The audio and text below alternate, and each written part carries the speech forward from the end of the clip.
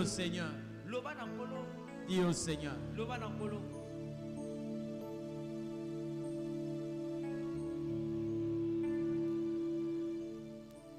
Dis au Seigneur.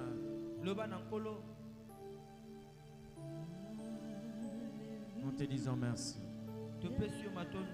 pour ton amour, pour ta fidélité. Dans le puissant nom de Jésus.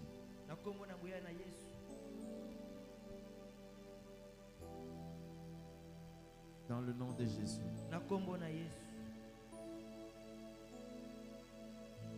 Amen. Acclame le Seigneur des Seigneurs. Merci Jésus. Merci Seigneur. Alléluia. L'Éternel est bon. Le Seigneur est merveilleux. Il mérite gloire et considération. Il mérite l'honneur. Et il mérite que nous puissions le célébrer. Bien-aimés, à chaque instant que Dieu nous convoque, nous devons être capables d'arriver là où Dieu nous attend. À chaque instant que Dieu nous convoque, nous devons arriver au point de vivre ce que lui veut que nous puissions vivre. J'aimerais dire à quelqu'un, vous savez, pour Dieu, tous les temps sont bons. Amen. Et j'ai souvent l'habitude de le dire. Il ne faut pas que ce qui participe à la gloire de Dieu soit un obstacle pour vous. Que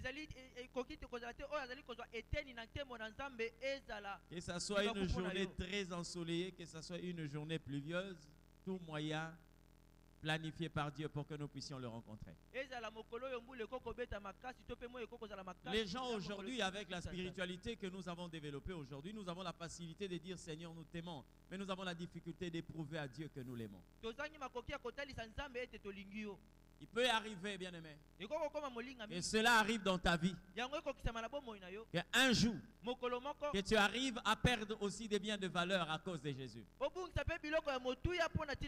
Vous avez très souvent, dans des moments pareils, certaines personnes refusent de sortir parce qu'on est en train de protéger un téléphone.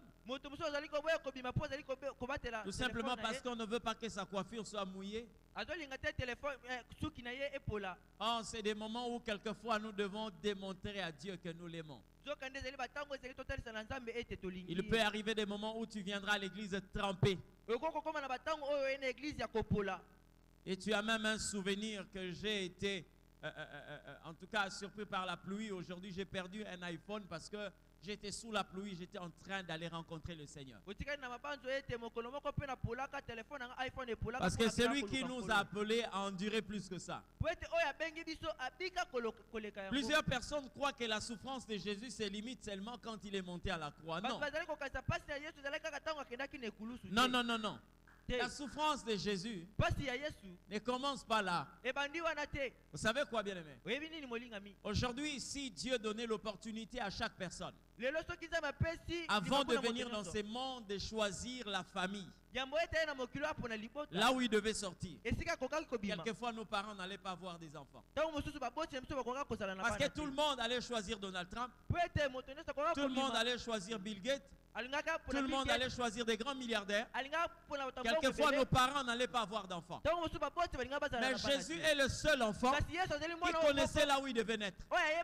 Il savait que Marie n'était pas une grande dame. Il savait que Marie était attachée à un descendant de David qui n'a même pas une seule cuillère de la royauté de David.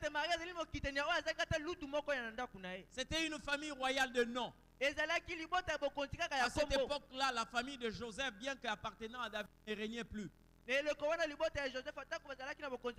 Jésus est le seul bébé qui savait qu'il devait naître dans une crèche.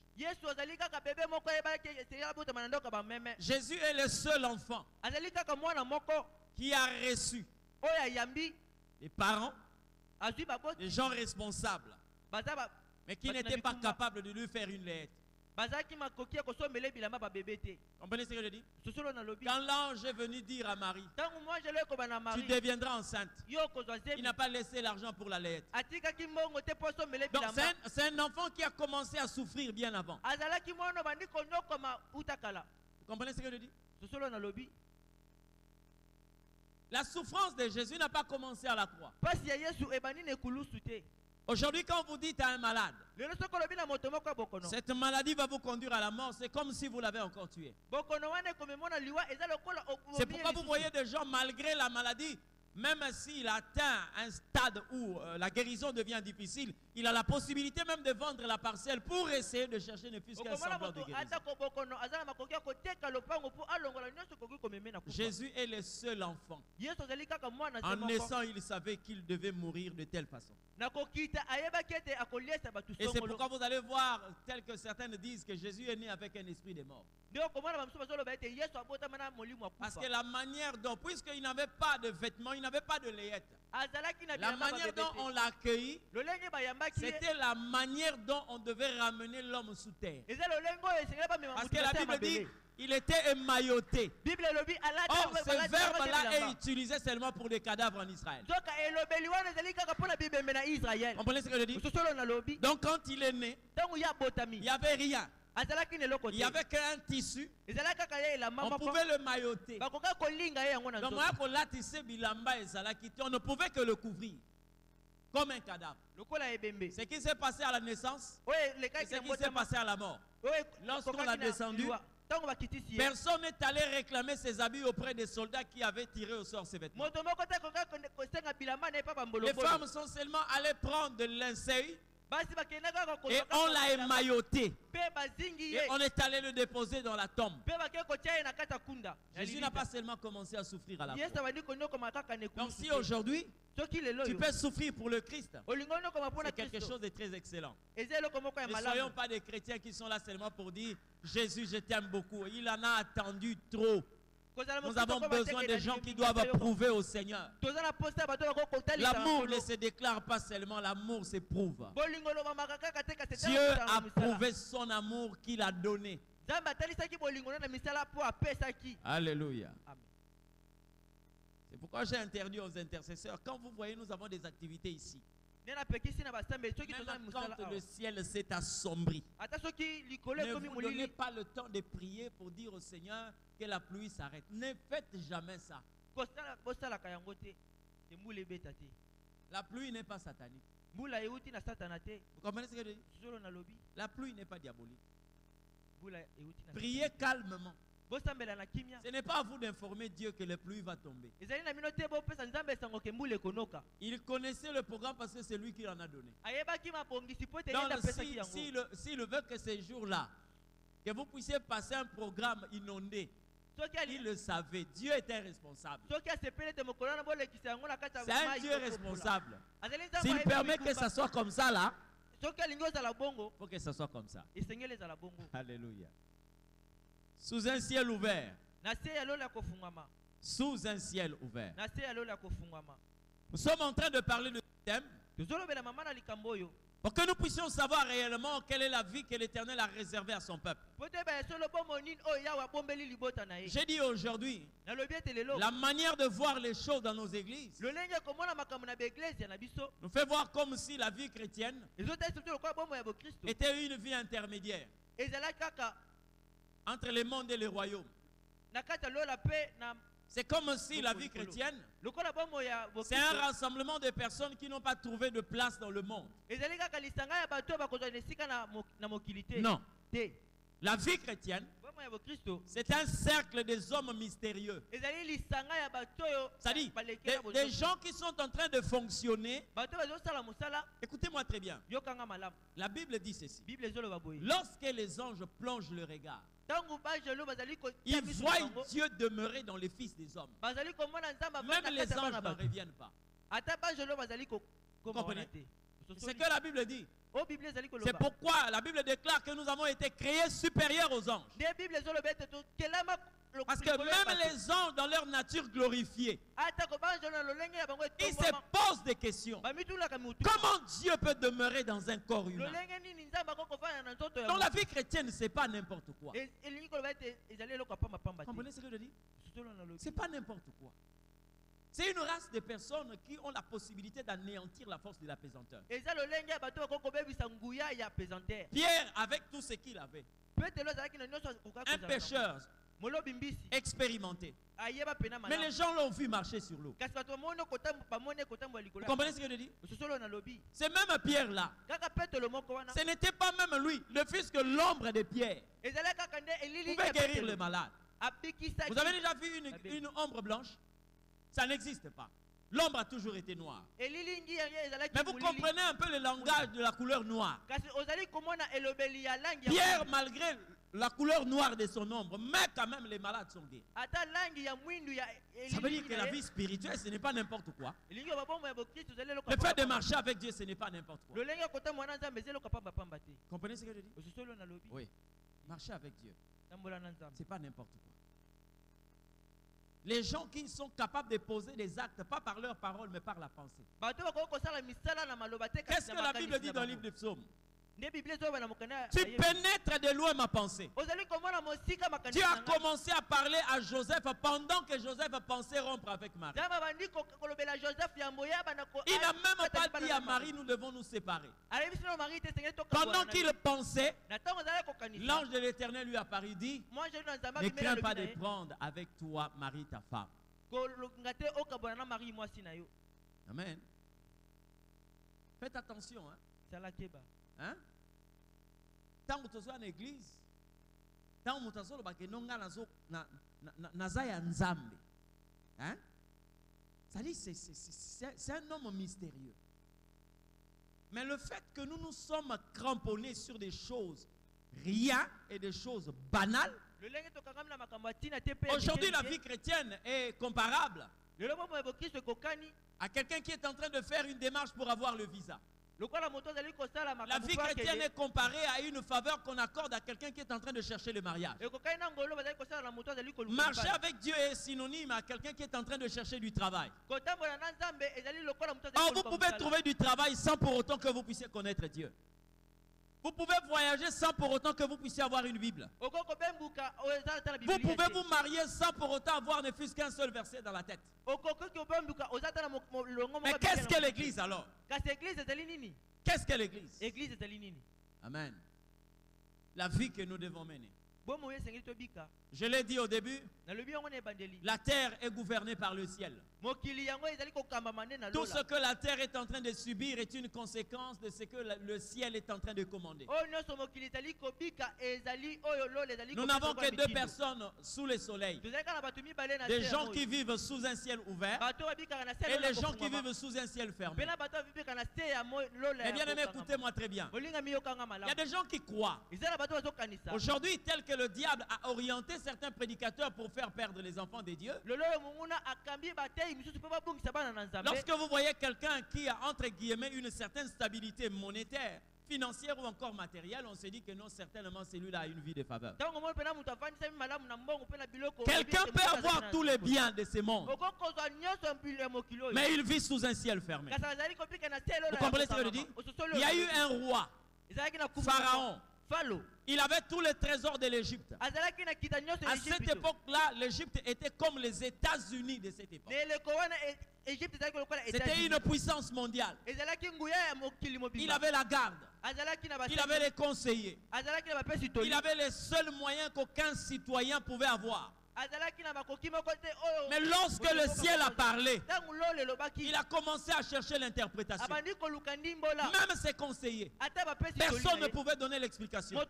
Mais il y avait quelqu'un qui était en prison, mais qui était sous un ciel ouvert. Il s'appelle Joseph. Lorsqu'on l'a sorti, c'est lui qui a démontré à Pharaon que malgré tes avoirs, tu vis sous un ciel fermé. Parce que tu ne sais pas décoder le langage du ciel. Amen. Nous avons besoin de personnes. Aujourd'hui, il y a une sorte de trafic, une sorte de corruption que nous devons absolument éviter dans l'église. Le diable, c'est un stratège. Moi, je ne le prêche pas. Mais je vous révèle ces stratégies pour que vous ne tombez pas dans le filet de l'ennemi. Lorsque les gens ont ne fût-ce qu'un petit rien, on commence à parler de Dieu. Vous savez quoi? Il y a une différence entre la richesse et la bénédiction. Quelqu'un peut être riche mais il n'est pas béni. Quelqu'un peut être aussi béni mais il n'est pas riche. Vous comprenez ce que je dis? C'est-à-dire c'est une sorte de trafic. Une forme de corruption. Le diable veut orienter le peuple de Dieu. C'est-à-dire en utilisant l'énergie céleste ou la puissance divine pour des choses qui sont terrestres. Amen. Ce n'est pas ça la pensée de Dieu. Et j'aimerais vous dire, ne vous y trompez pas. Amen. Nous avons besoin de personnes. Des gens qui ont la maîtrise de ce qui est des cieux. Les gens qui ont la capacité de décoder les écritures que les Babyloniens ne peuvent pas décoder. Nous avons besoin de ces gens. Des gens qui vivent sous un ciel ouvert. Jésus n'avait pas quelque chose d'extraordinaire sur le plan matériel. Mais les gens s'étonnaient de la sagesse qu'il avait. La Bible dit, il ne prêchait pas comme des pharisiens. Il n'était pas comme des publicains. Il n'était pas comme des sadducéens. Même pas le docteur de la loi. Lorsqu'il parlait, les démons sortaient. Comprenez? Lorsqu'il parlait, ce qu'il disait s'est réalisé. Les gens se posaient la question, quelle est cette doctrine? Jésus dépendait même de gens sur cette terre. Lui-même l'a déclaré. Le Fils de l'homme est moi, à moins de valeur même un renard. Il a moins de valeur qu'un renard. Parce que Jésus a dit, les renards ont des tanières. Mais le Fils de l'homme n'a pas quelque part où reposer sa tête. Hein? Quelle difficulté. Nzambo akela lo la nase, azo komi tcha nase. Donc valeur na ye eza nase même il y a un renard.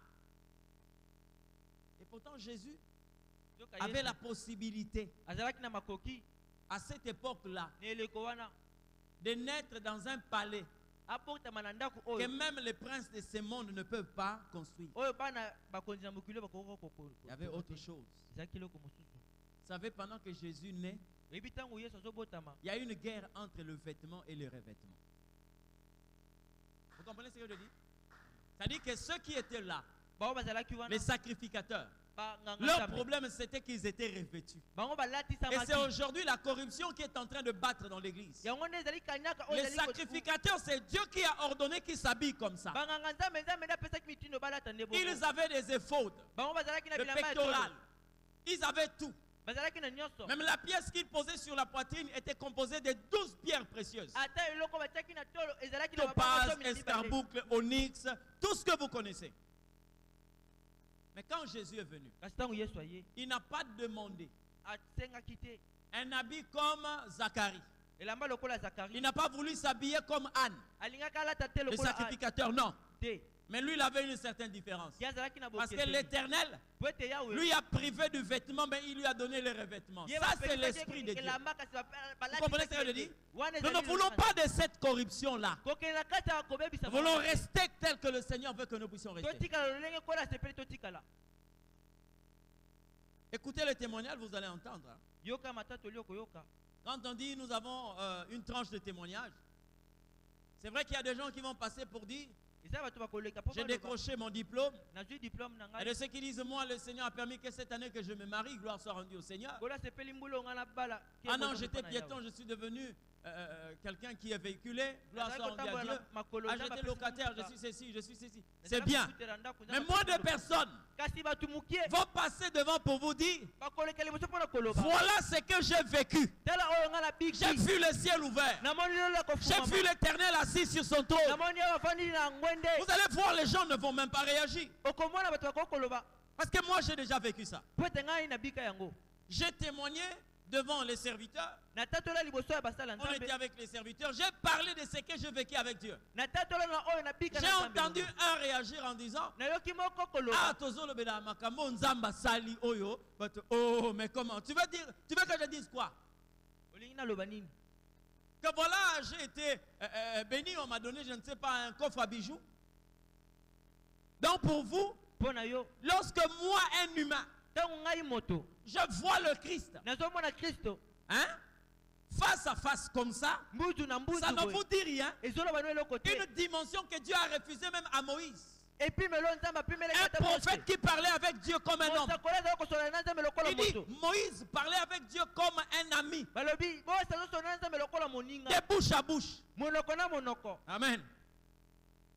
J'ai lu ce passage, j'ai entendu un prédicateur dire, non, il y avait une erreur, il fallait qu'on dise de bouche à l'oreille. Non. Non, non. On ne peut pas dire que Moïse parlait avec Dieu de bouche à bouche. Non, non, non, non. On ne pouvait pas dire ça. On pouvait dire de bouche à l'oreille. Mais bien aimé, aujourd'hui, il faut comprendre le langage de Dieu. Lorsque on dit que cet homme-là parle avec cette femme bouche à bouche, comprends que c'est le langage de l'intimité. Ça veut dire que Moïse avait une intimité. Parce que dans le mariage, c'est normal lorsque quelqu'un parle bouche à bouche. Lorsque vous voyez deux partenaires parler bouche à bouche, ça veut dire que c'est des gens qui partagent une intimité que les autres n'ont pas. C'est normal. Moïse avait une intimité que les autres n'avaient pas. Amen. C'est normal. Si Dieu se révèle à quelqu'un, donc pour vous, ce n'est pas un témoignage. Le témoignage, c'est dire que non, bon, voilà, on m'a donné une voiture. Le témoignage, c'est dire que non, voilà, j'ai acheté une parcelle. Le témoignage, c'est dire que non, bon, voilà, j'ai maintenant un compte renfort en banque, j'ai en tête tel montant. Non, non, non, non. Non. Amen. J'ai béni quelqu'un comme Jacob. Les gens attendaient son témoignage. Il a témoigné. Il a dit quoi?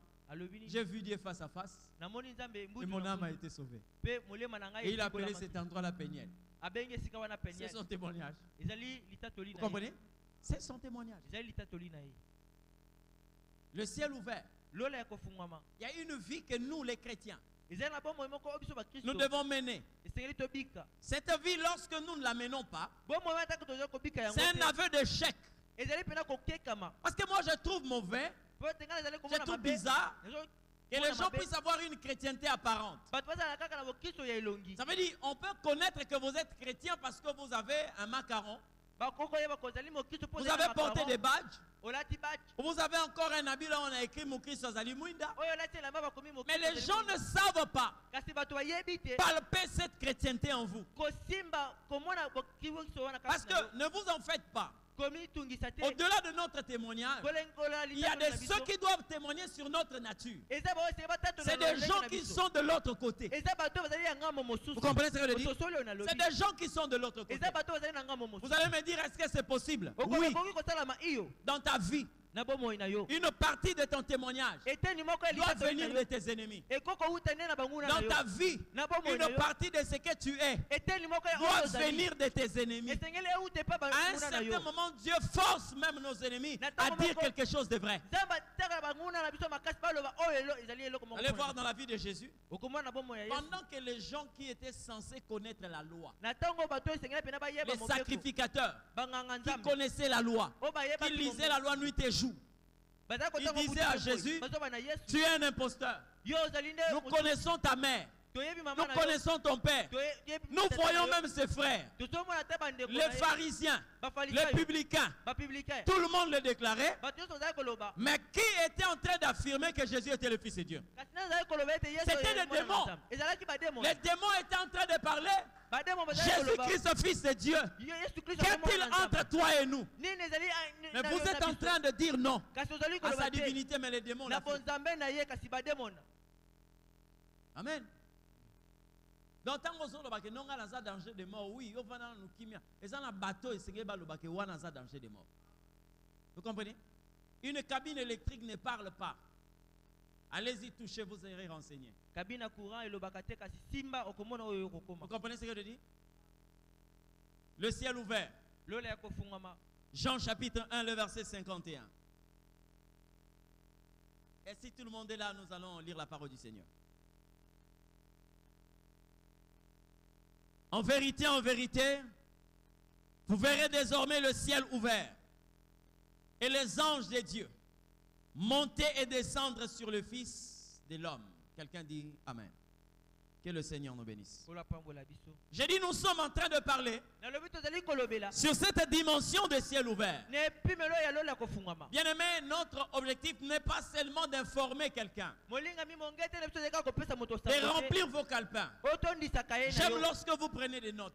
J'aime lorsque vous enregistrez, mais c'est mieux que vous puissiez vivre ce que l'Éternel est en train de déclarer.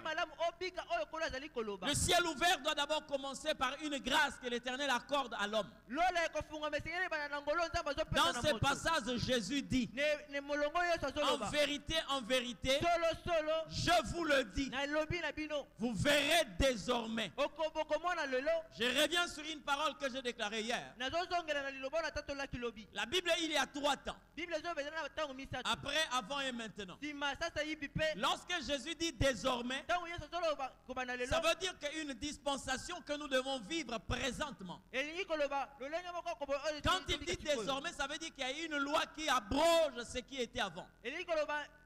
Donc quand il dit désormais, nous sommes rentrés dans une saison où tout ce qui a été comme une loi qui pouvait nous empêcher de faire telle ou telle autre chose, cette loi-là tombe. Amen. Vous savez, l'Éternel a dit à Moïse, malgré toute la considération qu'il jouissait de la part du Seigneur, quand il a prié le Seigneur en disant, Seigneur, fais-moi voir ta gloire, Dieu répond à Moïse, personne ne peut me voir et rester en vie. Amen. Mais nous sommes à une période où même des hommes mortels, des hommes qui vivaient dans le péché, sont rendus capables de voir Dieu comme ça, face à face. Même un voleur comme Judas était en train de voir Dieu sans prière, sans jeûne. Quand il se réveille, il voit Dieu. Jésus est Dieu en personne. Alléluia. Thomas, un homme qui était saturé de doute, qui avait une grâce de douter, qui était débordé de la capacité de douter. Quand il s'est réveillé, il voyait Dieu. Vous comprenez ce que je dis? Maintenant Jésus dit, désormais, vous verrez. Je vais commencer par vous parler par rapport à cette phrase. Mais je vais prendre mot par mot ou expression par expression. Il dit désormais, vous verrez. Quand l'Éternel dit vous verrez, ça veut dire que chaque enfant de Dieu qui est appelé à cette dispensation, il doit vivre cela. Voir, ce n'est pas seulement le fait de voir comme ça, non. Le verbe voir, c'est la maternité du prophétisme. C'est-à-dire, c'est là où naît les prophètes. Vous comprenez ce que je dis? C'est là où naissent les prophètes. Parce que quand vous lisez la Bible, le prophète Ézéchiel, que Dieu avait appelé, je parlerai même de Jérémie, tous ces prophètes-là, ils sont passés par un premier test. Dieu lui pose la question, Jérémie, qu'est-ce que tu vois? Pourquoi Dieu lui pose cette question? Parce que la vision, c'est la maternité du prophétisme. Qu'est-ce que tu vois? Il dit, je vois des branches d'amandier. L'Éternel lui dit, tu as bien vu. Or, dans l'Ancien Testament, le prophète, on l'appelait qui? Le voyant. Le prophète, le voyant. Donc, un prophète, quand il ne voit pas, il ne peut pas être appelé prophète. C'est là où vous comprenez que quelque part, Balaam souffrait d'une épilepsie. Vous connaissez l'épilepsie? L'épilepsie, c'est une maladie qui pousse l'homme à tomber et à un certain moment à se relever.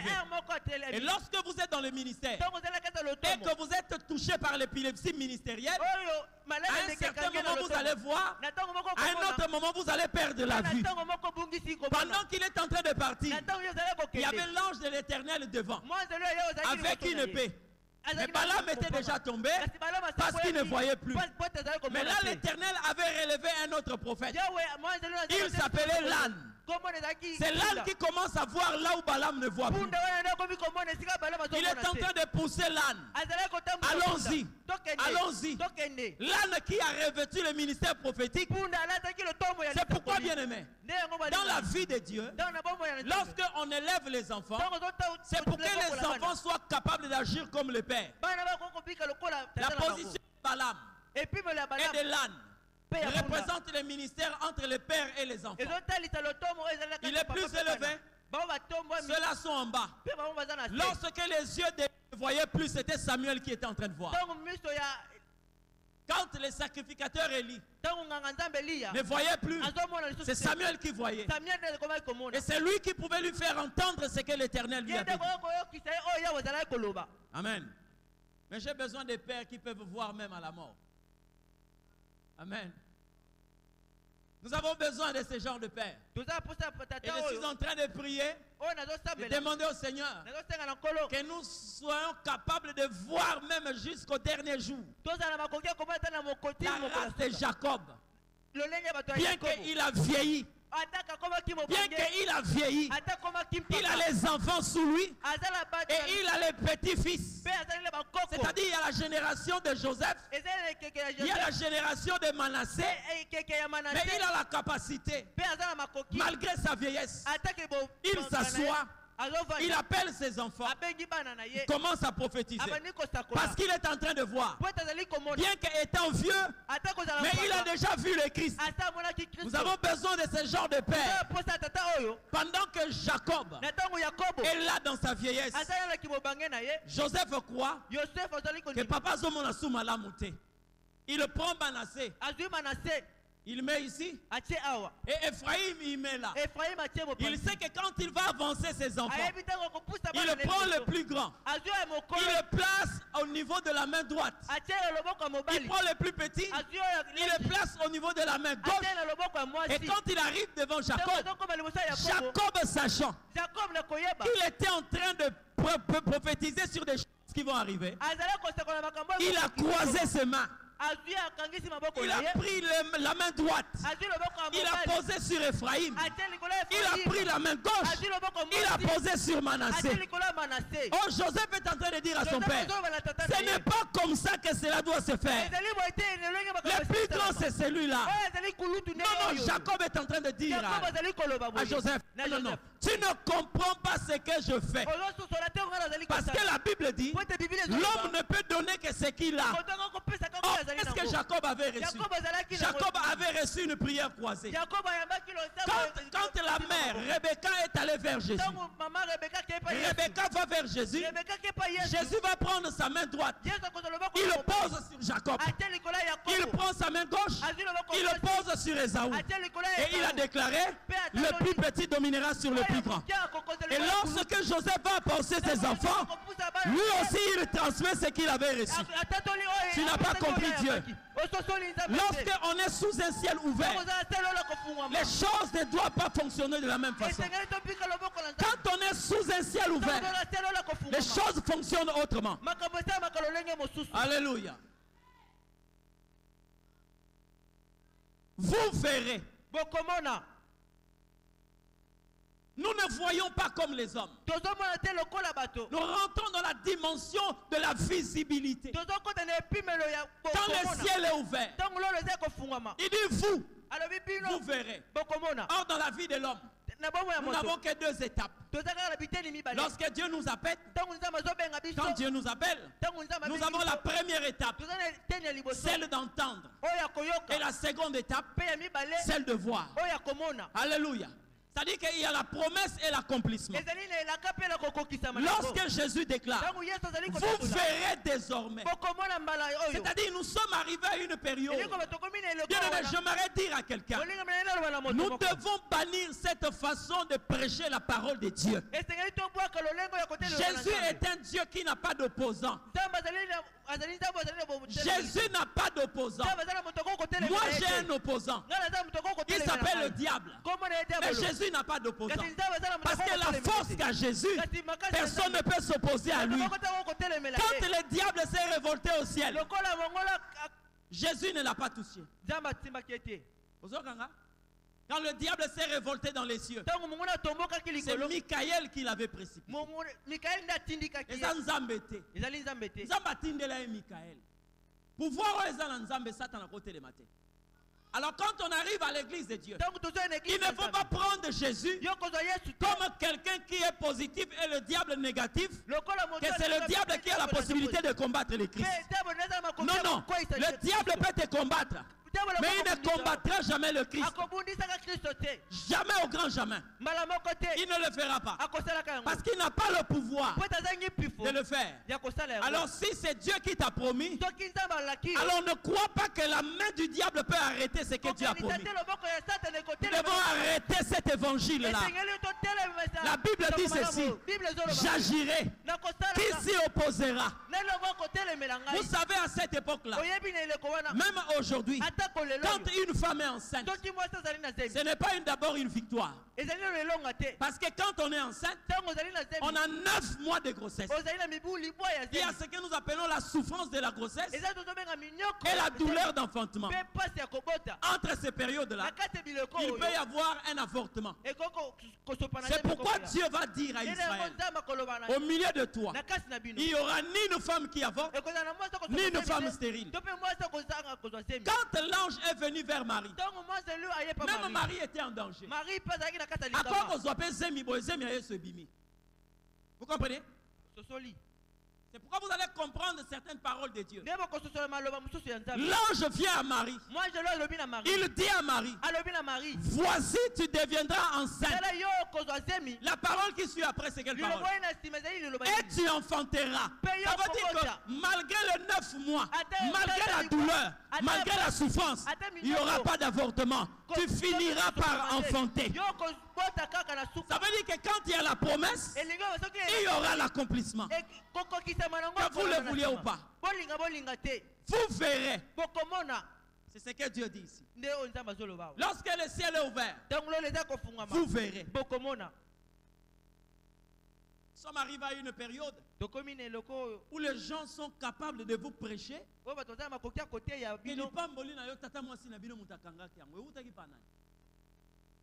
Hein? Dieu te promet. Et votre grand-père, votre tante maternelle, a la possibilité de bloquer une bénédiction qui vient de Dieu. Ah, bien aimé. Mais bien aimé, vous avez la correcte quoi? Hein? À moins que vous puissiez lire la Bible d'une manière renversée. Qu'est-ce qui a la folie d'obscurcir les desseins de l'Éternel? J'agirai. Qui s'y opposera? Vous comprenez ce que je dis? La Bible dit, désormais, vous verrez. Qu'est-ce que vous allez voir?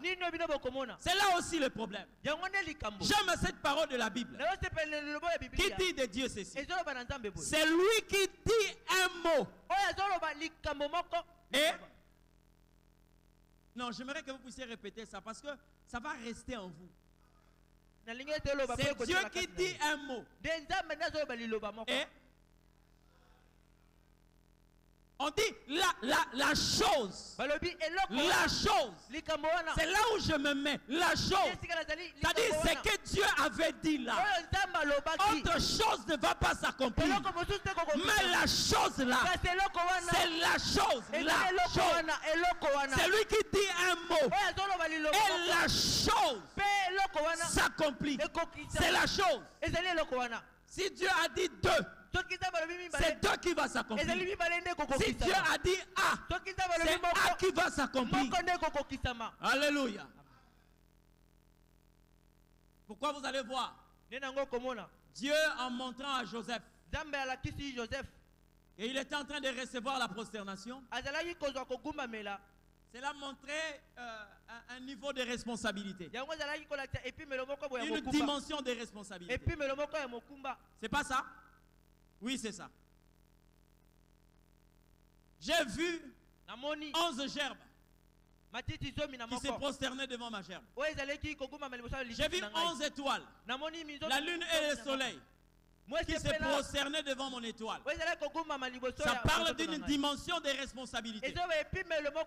Mais comme la Bible dit, c'est lui qui dit un mot, et la chose là, la chose s'accomplit. Vous savez que Joseph, avant de régner sur l'Égypte, Joseph avait un endroit là où il régnait aussi. Vous savez ça? Joseph était le chef de la maison de Potiphar. Donc même dans la maison de Potiphar, les gens pouvaient se prosterner devant lui. Parce que Potiphar l'avait établi maître de sa maison. Mais ce n'était pas ce que Dieu avait déclaré. Alléluia. C'était la chose là.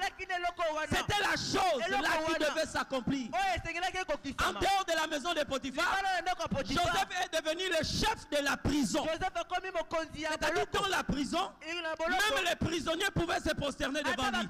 Mais ce n'était pas la chose. Ce n'était pas la chose là. Alléluia. Dieu va donner un songe à Pharaon. Lorsque la chose s'était accomplie, Dieu a tiré les 11 gerbes. Écoutez-moi très bien. Vous savez quoi? Lorsque Dieu a dit aux frères de Joseph, il leur a montré les gerbes qui se prosternaient. Pour que vous puissiez avoir une gerbe, vous devez d'abord couper les racines. C'est-à-dire que yaka na Égypte na volonté na bango teza na muto apiko la bango. Parce que là, il n'y avait plus de racines. Il y a quelqu'un qui les avait déracinés de là. Vous allez vous prosterner là où lui est debout. Là où je l'ai planté. Ils sont venus se prosterner. Ils étaient dans une terre ou sur une terre où il n'avait plus de racines. Amen. C'est cette chose-là. Dieu a promis à David, tu régneras sur mon peuple. Il ne s'est pas arrêté là. Parce que pendant que Samuel était en train de oindre David, il a dit devant ses frères et son père, ainsi parle l'Éternel Dieu des armées. Tu es choisi pour que tu règnes sur son peuple, les enfants d'Israël. Il s'est arrêté là. Mais écoutez-moi, vous savez que David a régné à Hébron pendant 7 ans. David a régné dans la cité d'Hébron pendant 7 ans. Donc il est devenu roi à Hébron pendant 7 ans. Mais ce n'était pas la chose que Dieu avait déclarée. Parce que quand Samuel a parlé, il a dit tu régneras sur mon peuple. Il a ajouté Israël. Dieu ne s'est pas arrêté à mon peuple, mais il a précisé Israël. C'est comme quand l'Éternel Dieu appelle Abraham. Il dit à Abraham, donne-moi ton fils en holocauste. Il ne s'est pas arrêté là parce qu'il y avait risque. Et Abraham aille chercher Ismaël. Dieu va préciser, c'est lui que tu aimes. Effectivement, Abraham ne haïssait pas Ismaël. Dieu ne s'est pas arrêté là. Il a ajouté Isaac. Donc non seulement c'est ton fils, c'est lui que tu aimes, mais aussi Isaac. Quand Dieu dit mon peuple, il ajoute Israël. Donc quand David est en train de régner sur Hébron, il n'est pas encore arrivé à la chose. C'est lorsque l'Éternel Dieu va anéantir Iphi-Bosheth, les descendants de Saül, les anciens d'Israël. On dit ceci: nous avons entendu un prophète parler. C'est David qui doit régner sur le peuple. Parce que quand bien même Saül était là, c'était David qui sortait avec l'armée d'Israël. C'est lui qui rentrait avec l'armée d'Israël. Ils sont allés prendre David et on l'a établi roi. C'est la chose là que Dieu avait déclarée. Vous comprenez ce que je dis? La Bible dit ceci. C'est lui qui dit un mot et la chose s'accomplit. Quand Jésus dit, vous verrez, vous allez voir quoi? La chose. J'aimerais dire à quelqu'un, c'est que tu as entendu il y a de cela 20 ans. Et ça n'est pas pour la mobilité, ça s'appelle la prophétie. Il y a quelque chose qui ne pourrit jamais. Ça s'appelle la prophétie. Quand l'Éternel a parlé, quelles que soient les années, et je l'ai dit une fois ici, la femme la plus fidèle au monde, elle s'appelle la prophétie. La femme la plus fidèle au monde, elle s'appelle la prophétie. C'est que l'Éternel a déclaré. Vous verrez. Moi, je n'accepte pas de voir ce que l'Éternel n'a pas déclaré. J'ai béni Dieu pour une femme. Et j'ai prié Dieu. Et ma femme soit comme ça. Et la femme que tu vas épouser soit comme ça. C'est la femme d'un homme de Dieu. Son mari s'appelait Daniel. C'est un pasteur. Amen. C'est un pasteur. Dans l'exercice de son ministère, la femme a appris une nouvelle. Son mari a connu un accident. Et quand elle s'est précipitée pour aller, au lieu de l'accident, on dit on a acheminé ton mari à l'hôpital. Il est gravement malade. Il est gravement touché. Il a eu le volant sur la poitrine. Et quand il arrive à l'hôpital, on dit c'est trop tard. Votre mari a rendu l'âme. Il a tellement vomi du sang. Voilà le certificat de décès là. La famille était saisie. Et le père de ces pasteurs, ils ont accepté que l'enfant est mort. Et il a dit, je ne peux pas enterrer mon fils ici. Il doit être inhumé au village. Ils ont préparé tout. Alors tout. Dieu est tellement merveilleux. Hein? Ces choses-là se passent au Nigeria. La personne qui avait formalisé le pasteur, c'est un musulman. C'est un médecin musulman qui l'avait formalisé pour que on lui a admis le formal pour qu'il puisse faire un long voyage. Et pendant qu'ils sont en train de partir enterrer, la femme devait être dans le corbillard. La famille est là. D'autres connaissances là-bas. Ils sont en train de passer quelque part. La femme va se souvenir de quelque chose. Elle a pris le cahier de songe de son mari. Elle a commencé à regarder. Elle est tombée sur un songe ou une vision. Elle dit à l'Éternel, tu as parlé de ces choses. Je n'ai jamais vu ça. La Bible dit que tu n'es pas un homme pour mentir. Pendant qu'ils sont en train d'avancer, ils vont voir un attroupement. Pour la question, qu'est-ce qui se passe? Ils voient la banderole. C'était la croisade de Renard Bonquet. La femme dit au chauffeur, nous allons au cimetière, c'est vrai. Mais j'aimerais d'abord que nous puissions passer le temps ici. Avant de partir. Mon mari est un serviteur de Dieu. Le chauffeur a admis. On a appelé la famille, ils ont dit pas de problème. On a acheminé le corps là où il y avait la croisade. Pendant que lui est en train de prêcher, il y a quelqu'un qui va sentir un mouvement dans le cercueil. Quand on va ouvrir le cercueil, c'est le pasteur qui va se lever. Alléluia. Il s'est levé. Il s'est levé. La résurrection de cet homme a fait convertir les musulmans qu'il avait formalisés.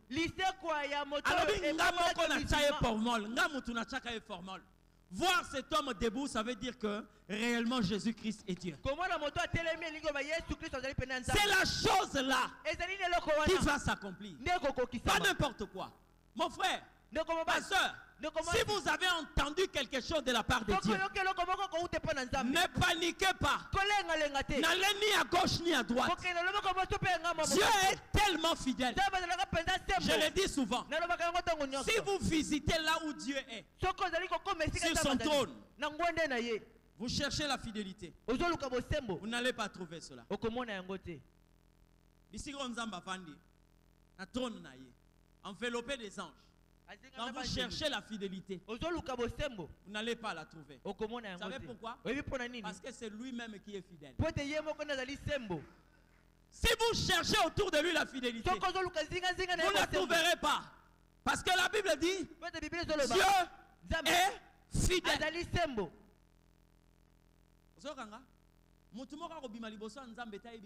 Le jour du jugement, personne. Même pas le coronavirus n'a le pouvoir d'arracher sur la terre quelqu'un qui est en train de respirer encore les promesses de Dieu. Non, non. Non. Vous connaissez les révérends Idi Nabala?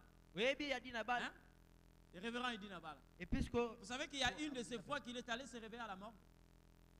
Dieu lui a dit rentre, tu as encore du travail. Vous savez il est mort de quoi? Il y a un poison à omelette. Il y a un hôpital, c'est trop tard, mais tu peux aussi katani. Soit bozon anaye, ou bien posez l'aye, parce qu'on n'a plus rien à faire. Quelque temps après, il a rendu l'âme. On l'a pris, on l'a placé là. À partir de là, Dieu dit le travail est encore, tu peux rentrer. Zonga. Il a été empoisonné 7 fois. C'est plus de 17 fois. À Zonga, rappelons, bien aimé là. Poison, hein? Poison. Et comme moi, l'anzambe était. Si on moi l'anzambe a créé un poison, c'était son temps. Comprenez ce que je dis? Une fois, nous étions en train de parler avec le feu. À l'autre, j'étais encore à Brazzaville. Un matin, pendant qu'il avait piqué une crise, il était parti en Côte d'Ivoire. Ils étaient en train de prester. Et il est rentré. Dans le programme qu'on avait, il devait normalement traverser à Brazzaville. Alors un matin, on était en train de s'écrire. Et il dit, bon voilà, ici, bon je sais que ce sont les effets de cet empoisonnement et tout là. Alors, mais lui-même il a déclaré quelque chose. Moi, il a atteint la poison. Il a kufaka. Je lui ai répondu par rapport à ces phrases. Mais vous savez, quand cet homme-là est parti, vous avez suivi les témoignages de sa femme.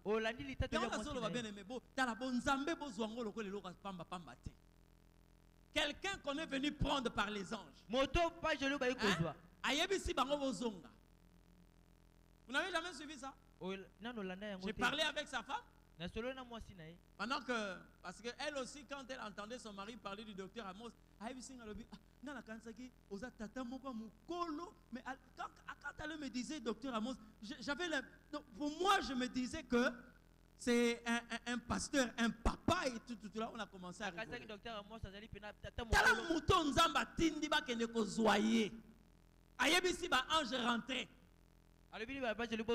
Vous comprenez un peu? Et ils sont rentrés. Et pendant que sa femme est en train de dire à papa, là, il dit, mais Alain, s'ils viennent, il faut seulement le faire répartir. Il dit à sa femme, non, Christelle. Ce qui est comme était en Zambie, non, Dieu va s'en occuper. Si le temps est arrivé, laisse-moi partir. Dieu va s'occuper de tout ça. Non.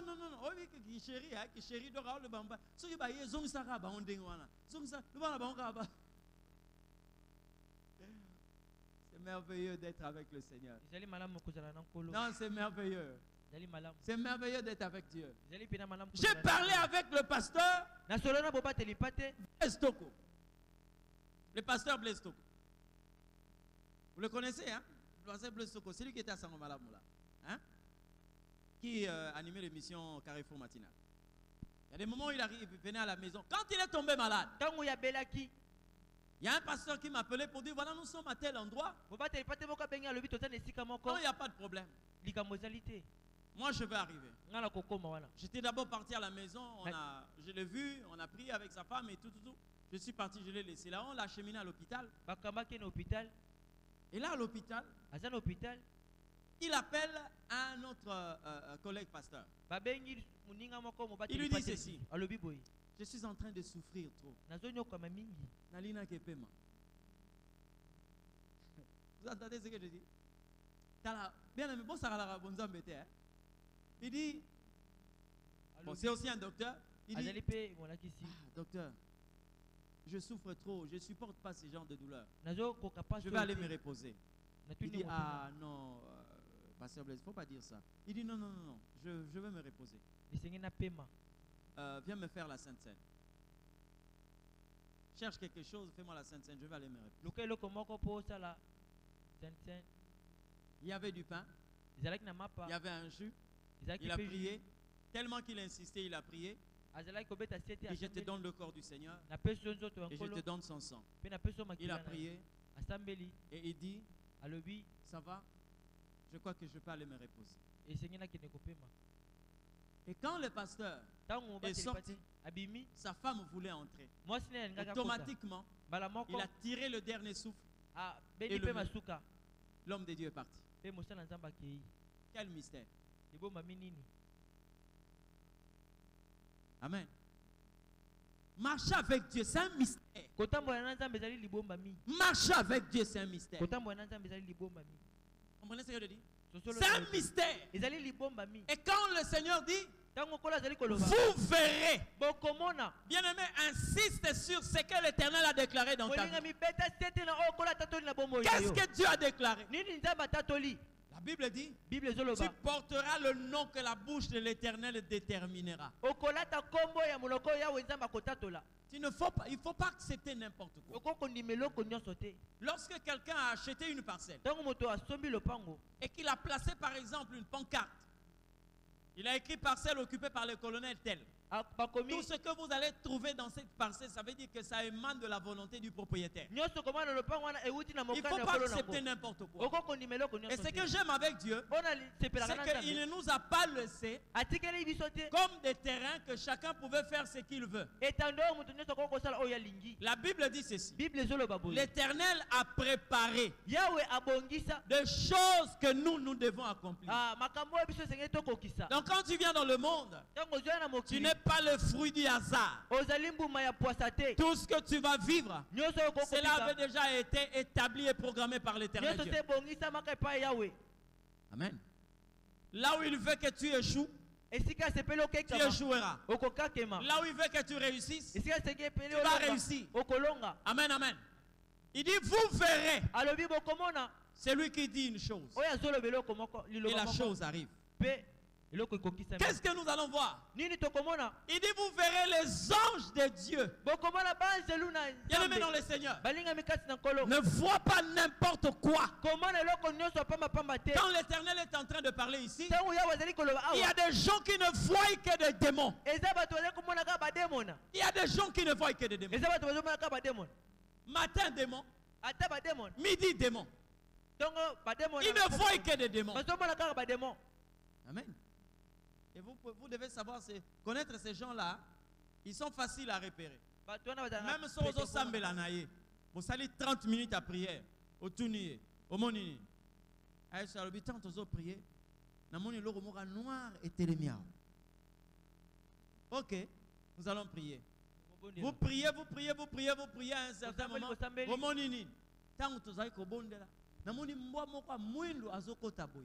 dit, mais toi tu ne vois que ce qui est négatif. Tu ne vois que ce qui est négatif ou quoi? Sois comme Bartimée. Moi je suis comme Bartimée. Bartimée ne voyait pas. Lorsqu'il a vu pour la première fois, la première personne qu'il a vue c'était Jésus. Donc une telle personne ne peut pas voir les démons. Moi je ne voyais pas. Quand les yeux sont ouverts, j'ai vu le Christ. Amen. Nous avons besoin de personnes qui ne voient que ce qui est de Dieu. Posez-moi d'abord la question. Qu'est-ce que le royaume des cieux? Et moi je vous reposerai la question. Qui est sûr qu'il est dans le royaume des cieux? Qui est sûr qu'il est dans le royaume des cieux? Non, je vous pose la question. Qui est sûr qu'il est dans le royaume des cieux? Le royaume de notre Dieu. Dans tout ce monde-là,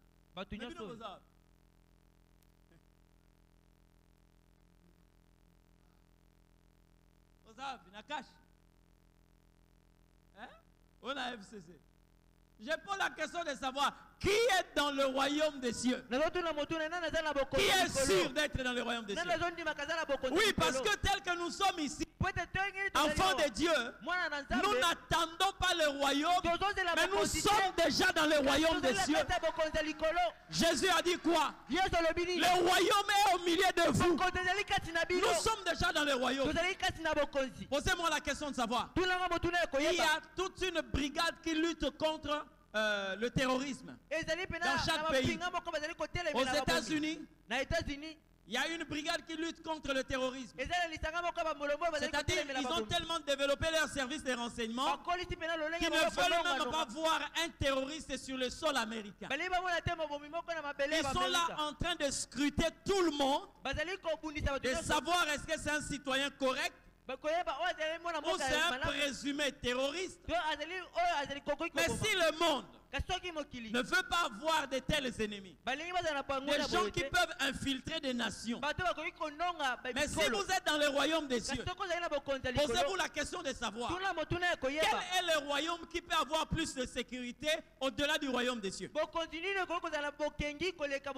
là vous avez des personnes qui ont des yeux partout. Vous avez des anges qui ont 4 figures. Vous comprenez ce que je dis? Dites-moi un peu. Quel est le pays qui peut avoir un degré très élevé de sécurité plus que le royaume des cieux? Ça n'existe pas, n'est-ce pas? Maintenant, si Dieu vous a admis dans son royaume, maintenant posez-vous la question de savoir. Le diable, le diable que toi tu vois là, il est entré dans ce royaume-là par quel chemin? Hein? Il est entré par quel chemin? Vous savez que le royaume de Dieu est plus excellent que le jardin d'Éden. Parce que là, dans le jardin d'Éden, il y avait l'arbre de la connaissance des biens et du mal. Mais dans le royaume des cieux, il n'y a qu'un seul arbre, l'arbre de vie. Alors le diable est entré où? Ma femme est là, vous pouvez la demander. Depuis la balaye, non, na yoka ngati na obenga na satan. Na tika la rappel au salam. Na obenga na satan, na rokote la nzelani. Hein? Jésus dit ceci. Je suis le sceptre. Vous êtes les sarments. Vous êtes d'accord, Nanga? Donc lui est le tronc. Nous sommes les étapes. D'accord? Notre ennemi s'appelle le serpent. Pour que le serpent arrive au niveau des branches que nous sommes, il doit passer par où? Non, je vous pose la question. Pour que le serpent arrive au niveau des branches, il doit passer où? Par le tronc. Hein? Mais vous connaissez le tronc là, c'est qui? Le tronc là, c'est le Christ. De lui, il est dit ceci. Devant lui, tout genou.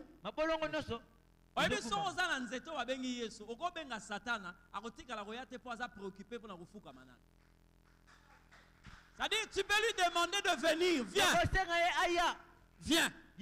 Mais il va te dire ceci. Je n'aurai pas le temps parce que je suis devant celui que on doit se prosterner. Devant celui dont on doit se prosterner. Maintenant, dites-moi le diable qui s'est retrouvé dans ta vie à matin en Zélanie. Hein? Vous verrez les anges de Dieu. Vous devez être capable d'orienter vos regards dans des choses qui participent à votre destin. La vie spirituelle est comparée à une télécommande qu'on appelle la foi. Lorsque vous savez que ce que vous êtes en train de voir là, vous ne voulez pas, vous devez zapper ça. Comprenez ce que je dis? Tout ce que vous déconsidérez dans votre vie finit par disparaître. À un niveau très élevé de la spiritualité, le diable, on ne le chasse pas, mais on ne s'occupe pas de lui.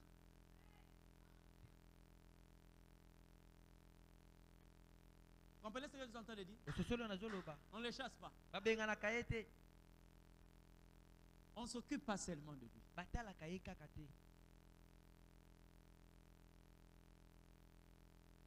Faites attention avec Dieu. Je n'aimerais pas que vous puissiez développer une certaine chrétienté que vous avez imaginée. Non,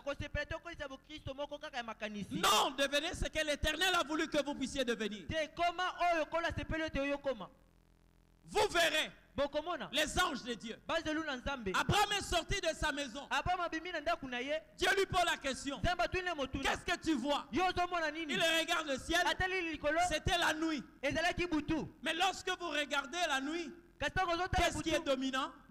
C'est l'obscurité. Mais au lieu qu'Abraham dise au Seigneur, je vois le noir, il répond à Dieu, je vois les étoiles.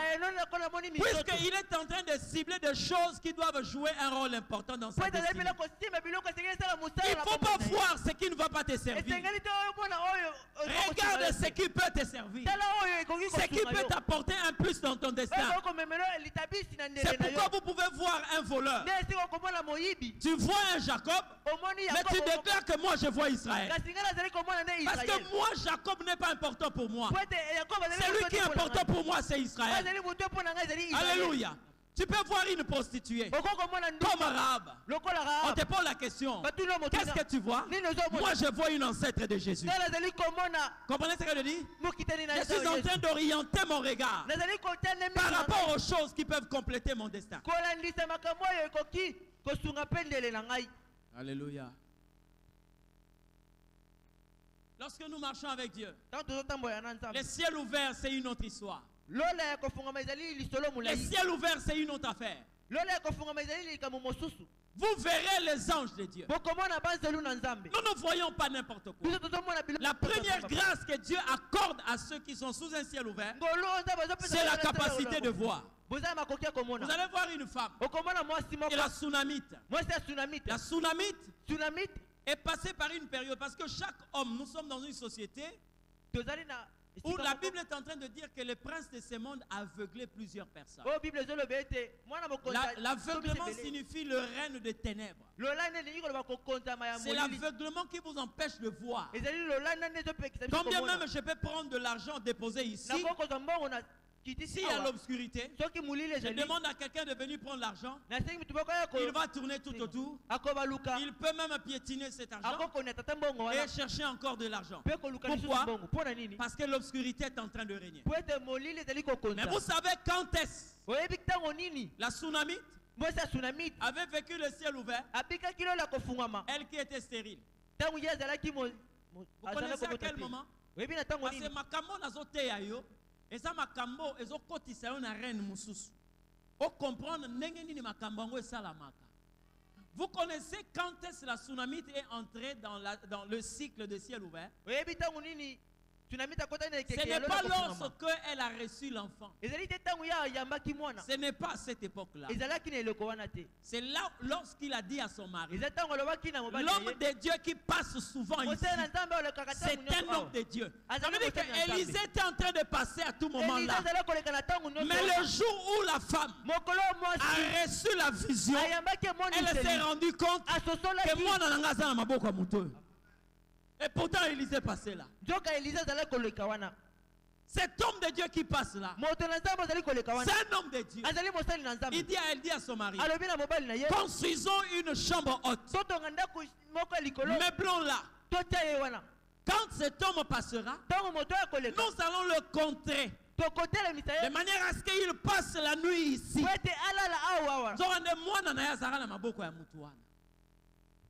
Non seulement moi na terre, même la résurrection. Il y a moi na wana. C'était entre les mains de cet homme-là. Vous verrez. Beaucoup de personnes, nous avons une église aujourd'hui qui est bourrée des Ivoiriens. Des gens qui ne voient rien. Des aveugles spirituels. Ils sont en train de chercher. Ce n'est pas parce que la chose n'existe pas. C'est parce que le règne de ténèbres règne tellement qu'ils ne sont pas capables de voir. Amen. Pendant que Nabal est en train de voir David comme un homme de rien, sa femme Abigail voit un roi et il appelle tuer l'ange de l'Éternel. Pourquoi? Ils étaient dans deux règnes tout à fait différents. Quand Nabal a refusé à David la nourriture, la femme elle-même est allée donner à David la nourriture. Pourquoi? Vous verrez. Vous comprenez ce que je dis? Vous verrez. Le ciel ouvert, c'est une saison où l'homme ne mène pas n'importe quelle vie. Non, non. On ne mène pas n'importe quelle vie. J'aimerais encore voir Dieu. Même dans des choses difficiles. J'aimerais voir Dieu. Même dans les déserts. Parce que tout désert n'est pas synonyme de la malédiction. Lorsque tu vis le désert dans ta vie, ne commence pas à prier selon les conseils de ceux qui n'ont pas assisté au conseil de Dieu. On va te dire que ta situation n'est pas normale. Comment jusqu'à cet âge tu n'as rien matériellement, financièrement? Il y a quelque chose qui ne va pas. Quelquefois on vous lance quelquefois dans des retraites qui sont interminables. Hein? Dieu peut être l'auteur d'un désert. Comprenez ce que je dis? Oui. N'oubliez pas qu'il y a la Bible qui dit: voici les miracles qui accompagneront ceux qui auront cru en mon nom. Amen. Voici les miracles. Donc lorsque vous êtes dans le désert, Dieu permet que vous puissiez développer une vie de miracles. Là où les gens ont leur champ, ils ont la garantie d'aller prendre et de préparer. Dieu vous permet d'attendre les cailles. Mais vous savez, quand j'ai lu cette histoire, quand j'ai lu cette histoire, les cailles étaient en train de représenter un ministère qui avait une relation avec le Christ. Ils viennent eux-mêmes. Donc les cailles venaient dans la pensée, ils savent qu'ils seront tués, mangés par les enfants d'Israël. Mais ils venaient quand même. Comprenez ce que je dis? Vous savez, lorsque quelqu'un voit, il a une autre vie. J'ai dit, lorsque vous avez la possibilité de voir, orientez très bien votre vision. J'ai béni une femme dans la Bible. C'était la fille de Pharaon. On n'a pas beaucoup prêché sur cette fille dans la Bible. On n'a pas beaucoup parlé de cette fille dans nos églises. Mais bien aimé, elle a une qualité prophétique. La femme qui avait ramassé Moïse. Vous comprenez ce que je dis? La Bible dit ceci: on prenait le jeune garçon, qu'on tuait, on le jetait dans le fleuve Nil. Mais la mère de Moïse s'est dit que non, je ne suis plus capable de garder cet enfant. La Bible dit, elle a pris son enfant, elle l'a mis dans une corbeille. C'était fait de bois de jonc. Elle le plaça sur le fleuve Nil. Et quand la corbeille était en train de flotter, la fille de Pharaon a vu ce coffre-là flotter. Elle est allée prendre le coffre, elle a ouvert, elle a trouvé qu'il y avait un enfant. Écoutez-moi très bien. Lorsque vous n'avez pas la vision, vous pouvez voir autre chose à la place de Moïse. Quand elle a pris l'enfant, elle arrive, elle dit ceci: on l'appellera Moïse, parce que Moïse signifie tirer des eaux. Or Moïse n'était pas tiré des eaux, Moïse était tiré de la corbeille. Vous savez pourquoi il n'a pas parlé de la corbeille? Parce que la Bible dit ceci: la mère de Moïse a pris les bois de jonc, elle a fabriqué une corbeille, elle a induit du bitume, goudron. Goudron pour la nini, maïe kotate. Or le goudron a quelle couleur? C'est le noir. Alors la fille de Pharaon, voyant l'enfant qui est à l'intérieur, il dit: je ne peux pas gaspiller le destin de cet enfant à cause de cette couleur noire. Alors elle va dire: que je l'ai retiré des eaux. Elle a banni le corbeil. Elle a banni le coffre. La corbeille mise de côté. Elle, son problème, c'était Moïse. Bien aimé dans le Seigneur, écoute-moi très bien.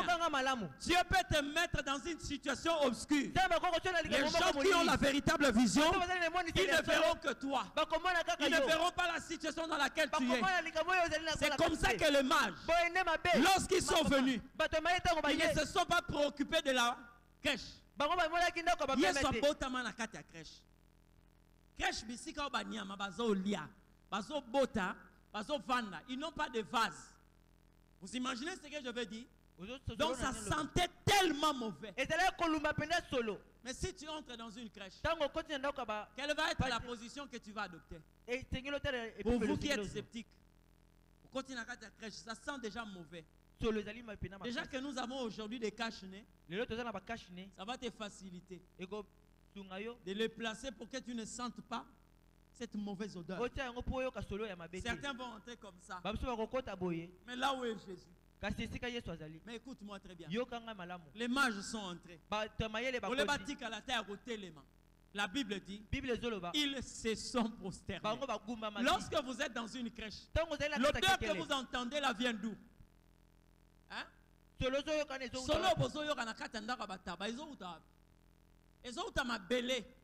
Parce qu'ils font tous les besoins.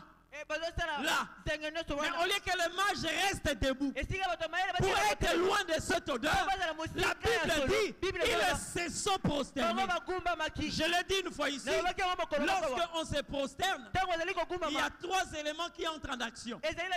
La prosternation commence par les genoux. La prosternation se poursuit par des coudes. Et la prosternation finit par le front. Donc, lorsqu'ils se prosternent, ils se rapprochent encore de cet endroit, là où il y avait la mauvaise odeur. Mais pourquoi? Parce qu'il y avait quelqu'un qui était là.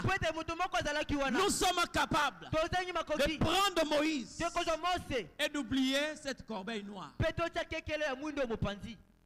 Vous verrez. Ne vois pas n'importe quoi. N'oriente pas tes regards de n'importe quoi.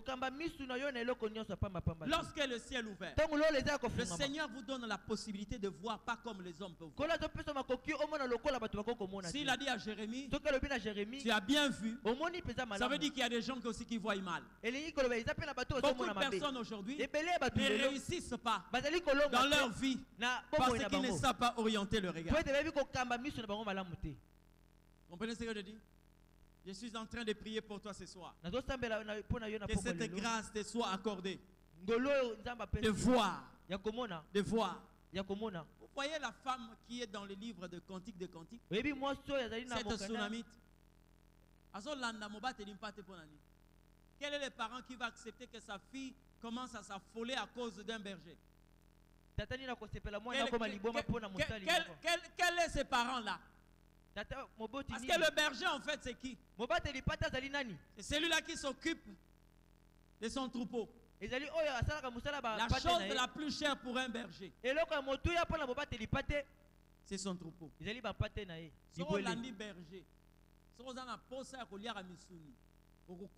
Parce que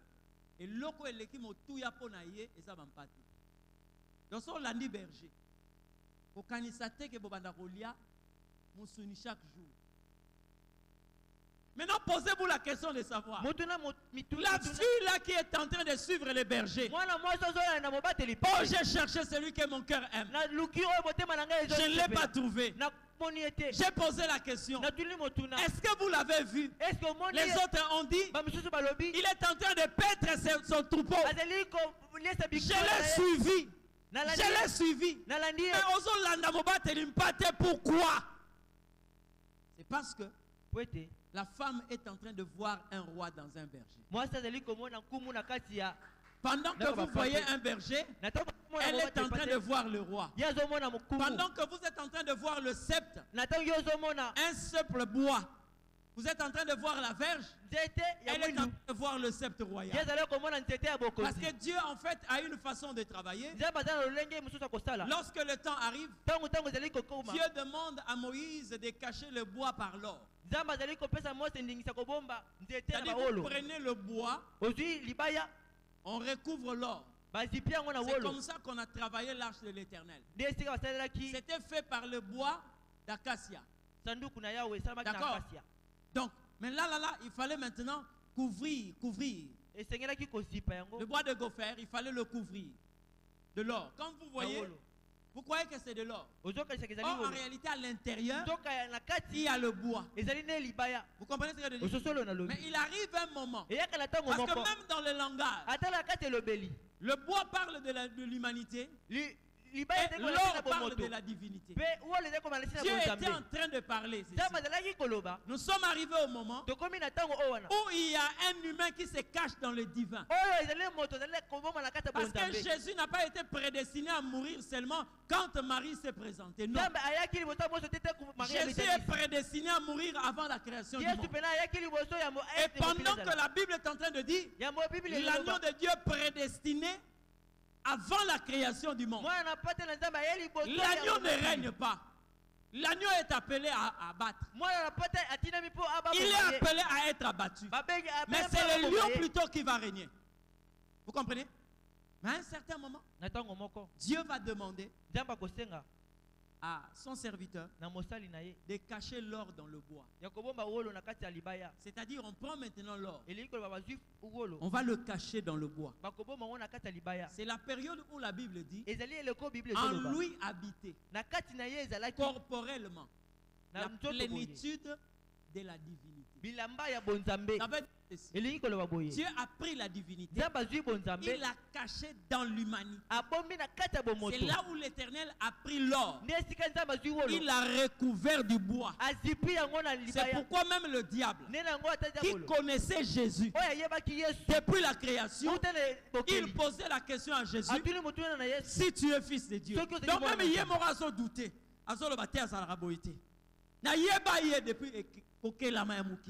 Il n'a jamais été comme ça. Vous comprenez? Il faut bien voir. Hein? Dieu nous a accordé la grâce de très bien voir.